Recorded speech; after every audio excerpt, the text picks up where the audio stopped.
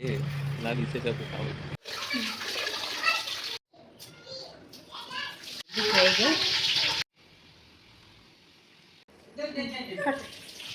ಊರಿಗೆ ಹೋಗ್ತೀನಿ ನೀನು ಬೆಂಗಳೂರಿಗೆ.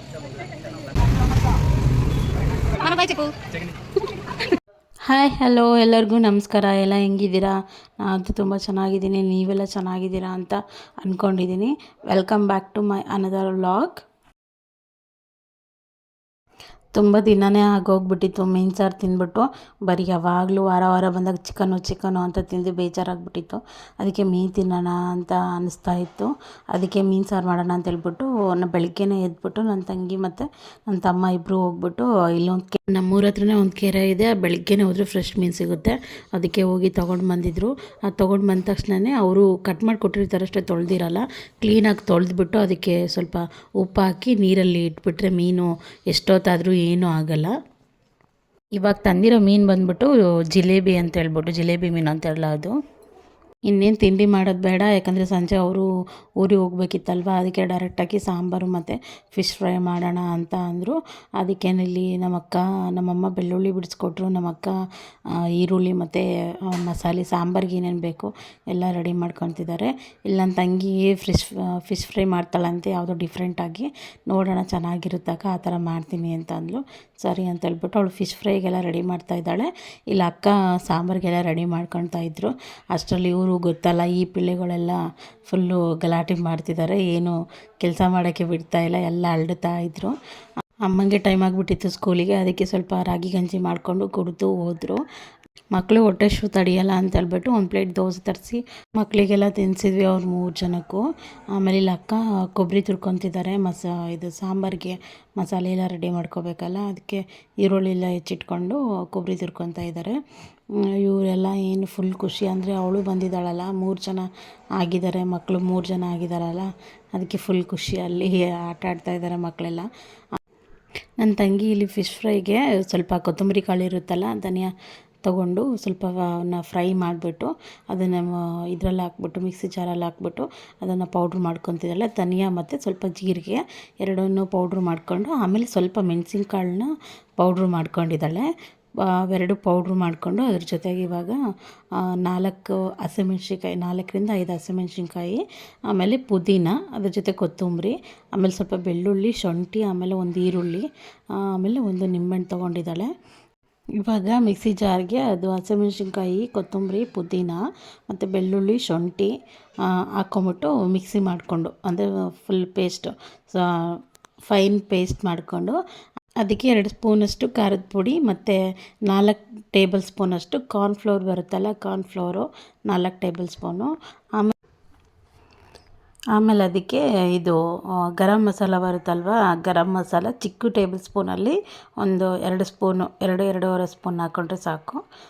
ಇವಾಗ ಇದಕ್ಕೆ ಒಂದು ಅರ್ಧ ಸ್ಪೂನಷ್ಟು ಚಿಕನ್ ಮಸಾಲ ಮತ್ತು ಒಂದು ಚಿಟಿಕೆಯಷ್ಟು ಅರಿಶಿನ ಪುಡಿ ಹಾಕ್ಕೊಂಡು, ಒಂದು ನಿಂಬೆಹಣ್ಣು ಇರುತ್ತಲ್ಲ, ನಿಂಬೆಹಣ್ಣಲ್ಲಿ ಒಂದು ಫುಲ್ಲು ನಿಂಬೆಹಣ್ಣನ್ನ ಅದಕ್ಕೆ ಇಂಟ್ಕೊಬೇಕು. ಆಮೇಲೆ ಅದಕ್ಕೆ ಒಂದು ಫುಲ್ ಮೊಟ್ಟೆನ ಈ ಥರ ಒಡೆದು ಹಾಕ್ಕೊಂಡು ಅದು ಫುಲ್ಲು ಪೇಸ್ಟು ಅದನ್ನಷ್ಟನ್ನು ಕ್ಲೀನಾಗಿ ಕಲಿಸ್ಬೇಕು. ಈ ಥರ ಫುಲ್ ಅದು ಎಲ್ಲ ಪೇಸ್ಟ್ ಎಲ್ಲ ಕ್ಲೀನಾಗಿ ಬೆರ್ತೋಗಬೇಕು, ಆ ಥರ ಕಲಿಸ್ಬಿಟ್ಟು. ಆಮೇಲೆ ನಮಗೆ ಎಷ್ಟು ಬೇಕೋ ಅಷ್ಟು, ಅಂದರೆ ಈಗ 2 ಟೇಬಲ್ ಸ್ಪೂನು ಅಷ್ಟು, ಇಷ್ಟು ಮಸಾಲೆಗೆ ನಾವು ಒಂದು 2 kg ಅಷ್ಟು ಮೀನು ಮಾಡ್ತಾಯಿದ್ದೀವಿ. ಅದಕ್ಕೆ ಒಂದು 2 ಟೇಬಲ್ ಸ್ಪೂನಷ್ಟು ಉಪ್ಪು ಹಾಕ್ಕೊಂಡು ಅದನ್ನು ಫುಲ್ಲೆಲ್ಲ ಕಲಸಿ ಆಮೇಲೆ ಅದನ್ನು ಮೀನಿಗೆ ಹಚ್ಚಬೇಕು. ಈಗ ಮೀನು ಫ್ರೈ ಮಾಡೋದು ಮಸಾಲೆ ಎಲ್ಲ ರೆಡಿ ಆಯ್ತಲ್ವ, ಅದನ್ನು ಈ ಥರ ಮೀನಿಗೆ ಫುಲ್ ಹತ್ತಬೇಕು ಕ್ಲೀನಾಗಿ, ಎಲ್ಲ ಕಡೆಯೂ ಹತ್ತೋ ಥರ ಒಂದು ಕಡೆ ಹಚ್ಬಿಟ್ಟು ಆಮೇಲೆ ತಿರುಗಿಸಿ ಇನ್ನೊಂದು ಕಡೆ ಹಚ್ಚಬೇಕು.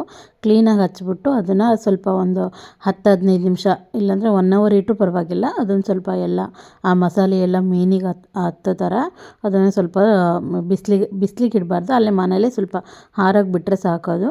ಅದು ಫುಲ್ ಎಲ್ಲ 2 ಸೈಡು ಚೆನ್ನಾಗಿ ಮಸಾಲೆ ಎಲ್ಲ ಹತ್ತಿದ್ರೆ ಅದು ಫುಲ್ಲು ಟೇಸ್ಟ್ ಬರುತ್ತೆ. ಅದು ಮೀನು ಫ್ರೈ ಮಾಡಿದಾಗ ಅದನ್ನು ಫುಲ್ ಹಚ್ಬಿಟ್ಟು ಅವಳು ಒಂದು ಕಡೆ ಸೈಡಿಗೆ ಇಟ್ಲು. ಮಸಾಲೆ ಎಲ್ಲ ಹಚ್ಚಿದ ಮೀನನ್ನ ಈ ಥರ ಹತ್ತತ್ರ ಅಲ್ಲ, ಈ ಥರ ದೂರ ಒಂದು 2 ಪ್ಲೇಟಲ್ಲಿ ಈ ಥರ ದೂರ ಇಟ್ಟರೆ ಅದು ಫುಲ್ಲು ಕ್ಲೀನಾಗಿ ಡ್ರೈ ಆಗುತ್ತೆ, ಅದು ಮೀನಿಗೆ ಹತ್ತುತ್ತೆ. ಆಮೇಲೆ ಈ ಥರ ಒಂದು ಹಂಚಿನ ಮೇಲೆ ಎಣ್ಣೆ ಹಾಕ್ಕೊಂಬಿಟ್ಟು, ಇದು ತವಾ ಫ್ರೈ ಮಾಡ್ತಾ ಇರೋದು. ಇದು ಎಣ್ಣೆನೂ ಜಾಸ್ತಿ ಹೋಗಲ್ಲ ಈ ಥರ ಮಾಡಿಕೊಂಡ್ರೆ, ಅಷ್ಟು ಎಣ್ಣೆಯಲ್ಲಿ ಎಲ್ಲ ಮೀನನ್ನು ಫ್ರೈ ಮಾಡ್ಕೋಬೋದು. ಯೂಶ್ವಲಿ ನಾವು ಮನೇಲಿ ಈ ಥರ ಮೀನು ಫ್ರೈ ಮಾಡಲ್ಲ. ನಮ್ಮಮ್ಮ ಬೇರೆ ಥರ ಮಾಡ್ತಾರೆ. ಈ ಸಲ ನನ್ನ ತಂಗಿ ಮಾಡಿದ್ಲು ಡಿಫ್ರೆಂಟಾಗಿ. ಬಟ್ ಇದು ಸಖತ್ತಾಗಿತ್ತು ಟೇಸ್ಟು. ನೀವು ಒಂದು ಸಲ ಟ್ರೈ ಮಾಡಿ, ಟೇಸ್ಟ್ ಅಂತೂ ತುಂಬ ಚೆನ್ನಾಗಿರುತ್ತೆ. ಇಲ್ಲಿ ನಮ್ಮಕ್ಕ ಮೀನು ಸಾರು ಮಾಡೋಣ ಅಂತ ಹೇಳ್ಬಿಟ್ಟು ಮಸಾಲೆ ರೆಡಿ ಮಾಡ್ಕೊತಿತ್ತು.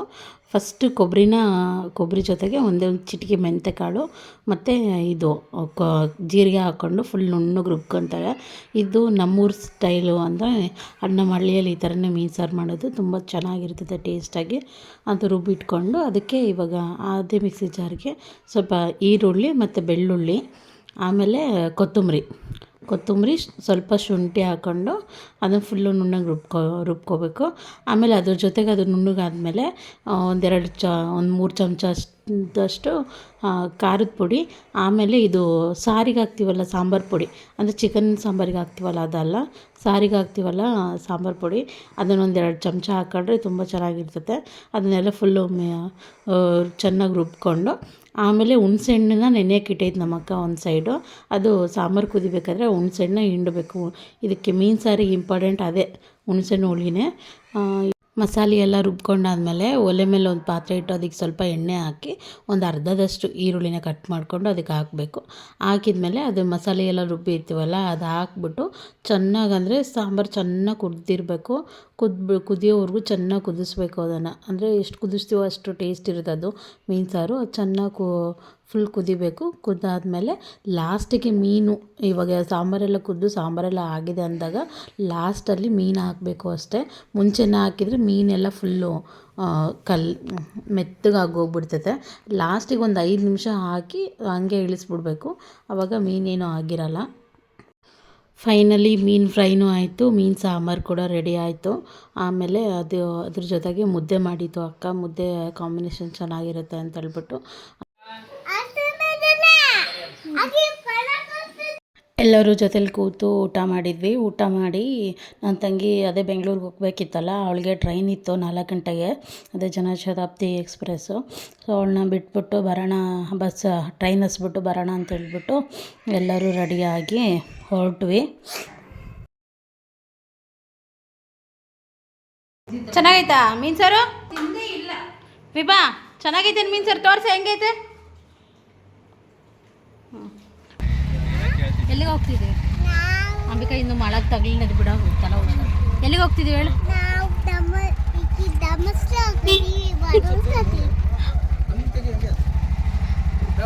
ಬಾಯ್ ಮಾಡೋಣ ಮತ್ತೆ ತೆಗಿತೀನಿ. ಎಲ್ಲಿಗೆ ಹೋಗ್ತಿದ್ದೀವಮ್ಮ?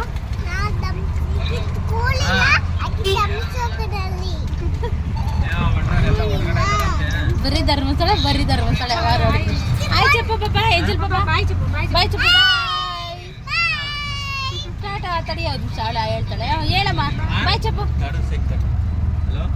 ಬಾಯ್ ಚಪ್ಪು, ಬಾಯ್ ಚಪ್ಪು.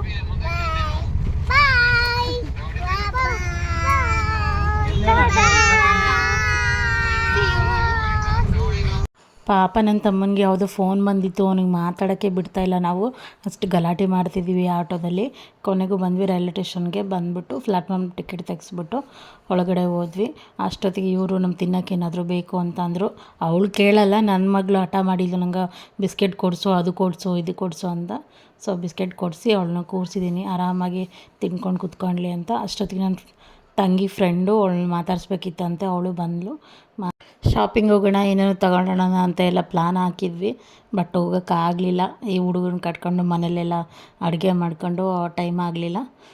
ಇರಲಿ ಬಿಡು ಅಂತ ಇನ್ನೊಂದು ಸಲ ಬಂದಾಗ ಹೋಗೋಣ ಅಂತ ಹೇಳ್ಬಿಟ್ಟು ಅವರು ಟ್ರೈನ್ ಬಂತು ಅಂತ ಹೇಳ್ಬಿಟ್ಟು ಹೊರಟರು.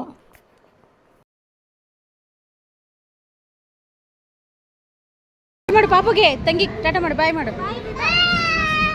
ನಿಧಾನಕ್ಕೆ ಹೇಳಿ ಮಾರೈತಿ ಅದು ದುಡ್ಡವ್ರ.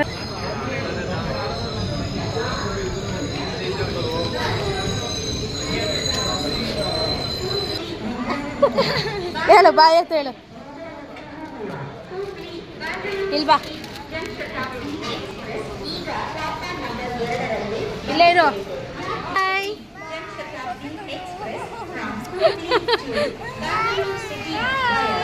ಮಳೆ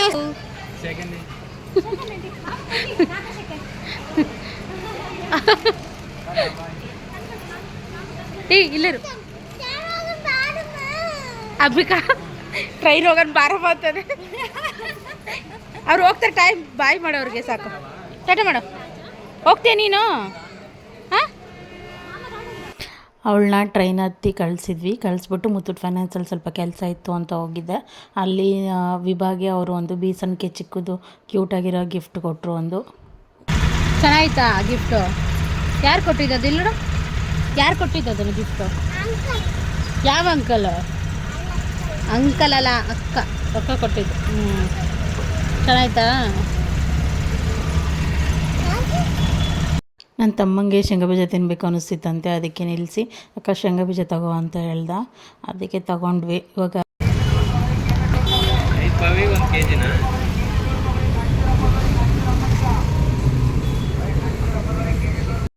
ತಗೊಂಡು ಹೊರಟ್ವಿ ಸೀದಾ ಮನೆಗೆ ಬಂದು ಅಮ್ಮ ಫ್ರೈ ಮಾಡಿಕೊಟ್ರು ಮೀನನ್ನ. ಮಧ್ಯಾಹ್ನ ತಿನ್ನೋಕ್ಕಾಗಿರಲಿಲ್ಲ, ಅದಕ್ಕೆ ತಿಂದೆ.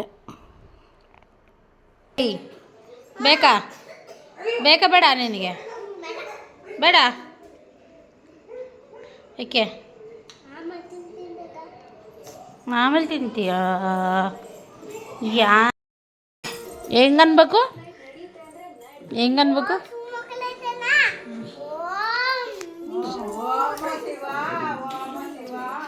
ಲೈಫಲ್ಲಿ ಏನೇ ನಡೀತಾ ಇದ್ದರೂ ನನ್ನ ಮಗಳು ಅವಳ ಮಾತು, ಅವಳು ಆಡೋದು ನೋಡಿಬಿಟ್ರೆ ನನಗದು ತುಂಬಾ ಖುಷಿಯಾಗುತ್ತೆ. ಅವಳು ನೋಡ್ತಿದ್ರೆ ನನಗೇನೋ ಒಂಥರ ನೆಮ್ಮದಿ, ಸಂತೋಷ ಅವಳಿಂದನೇ ಅಂತ ಅನಿಸುತ್ತೆ. ಇಷ್ಟೇ ಫ್ರೆಂಡ್ಸ್, ಇವತ್ತಿನ ವ್ಲಾಗ್ ಹೆಂಗಿತ್ತು. ನಾವು ಇವತ್ತು ಒಂದು ದಿನಾನ ಈ ಥರ ಕಳೆದ್ವಿ. ಈ ವಿಡಿಯೋ ನಿಮಗೆಲ್ಲಾದರೂ ಇಷ್ಟ ಆಗಿದ್ದರೆ ಪ್ಲೀಸ್, ಯಾರೆಲ್ಲ ಇನ್ನೂ ಸಬ್ಸ್ಕ್ರೈಬ್ ಮಾಡ್ಕೊಳ್ದೆ ವಿಡಿಯೋ ನೋಡ್ತಾ ಇದ್ದೀರಾ ಪ್ಲೀಸ್ ಸಬ್ಸ್ಕ್ರೈಬ್ ಮಾಡ್ಕೊಳ್ಳಿ. ಒಂದು ಲೈಕ್ ಮಾಡಿ, ಶೇರ್ ಮಾಡಿ, ಕಮೆಂಟ್ ಮಾಡಿ. Thank you for watching.